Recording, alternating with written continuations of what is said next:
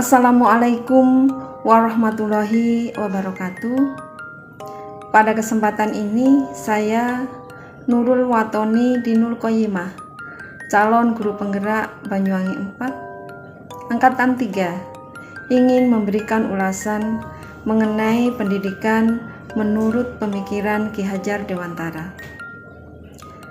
Pendidikan adalah tuntunan segala kodrat yang ada pada anak, sehingga anak dapat mencapai titik keselamatan dan kebahagiaan yang setinggi-tingginya. Dengan demikian, kita sebagai seorang pendidik haruslah memahami karakter yang dimiliki oleh masing-masing peserta didik dengan menuntun sesuai kekuatan kodrat yang ada pada peserta didik agar dapat memperbaiki lakunya, bukan dasar-dasar kodrat yang dimiliki. Dalam hal ini, saya bisa menganalogikan seorang pendidik ibaratkan peternak bebek dalam mengurus bebek-bebeknya agar dapat mencapai tujuan yang diinginkan oleh peternak tersebut. Di pagi hari, seorang peternak harus menggiring bebeknya menuju ke sawah. Dan pada saat menggiring itulah biasanya ada bebek yang memisahkan diri dari kelompoknya, sehingga kadang terjadi sesuatu yang tidak diinginkan oleh peternak tersebut, seperti masuk selokan atau tidak sesuai dengan arah yang ditentukan. Untuk itu, sang peternak berupaya bagaimana bebek itu untuk bisa kembali lagi pada kelompoknya. Sama seperti kita sebagai seorang pendidik, apabila ada peserta didik yang melenceng arah hidupnya, maka kita wajib untuk mengupayakan bagaimana agar peserta didik tersebut kembali ke jalan yang benar.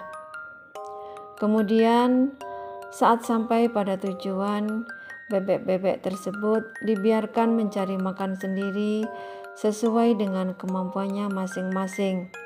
Tetapi kadang ada nutrisi yang kurang pada bebek tersebut, sehingga tidak bisa menghasilkan telur secara normal seperti yang lain.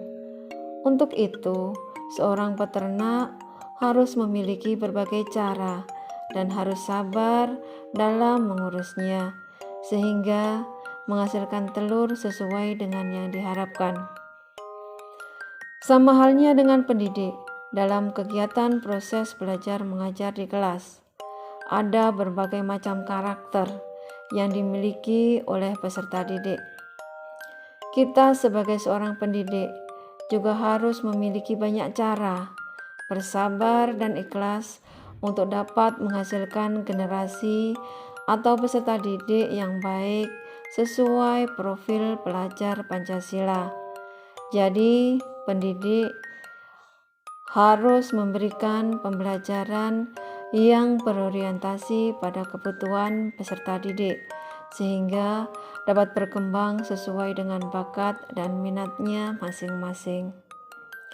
Di sekolah, sebagai seorang guru atau pendidik, tidak hanya mentransfer ilmu, tapi juga mentransfer karakter yang berbudi pekerti untuk mencapai pembelajaran yang menyenangkan. Sehingga diperlukan perencanaan pembelajaran yang variatif, inovatif, dan mengaitkan materi dengan kehidupan nyata. Kegiatan pembelajaran yang saya lakukan di kelas atau di laboratorium maupun di lingkungan sekolah dengan berorientasi pada peserta didik memberikan kebebasan penuh pada mereka untuk ikut aktif dalam proses pembelajaran, di mana peserta didik dapat berdiskusi, berpendapat, mandiri, dan kreatif. Selain itu, peserta didik juga dapat mengembangkan potensinya melalui ekstrakurikuler yang ada di sekolah. Di masa pandemi ini, kegiatan pembelajaran banyak dilakukan secara daring. Terkadang memang membosankan bagi peserta didik. Dan tentu saja ini adalah tantangan bagi saya.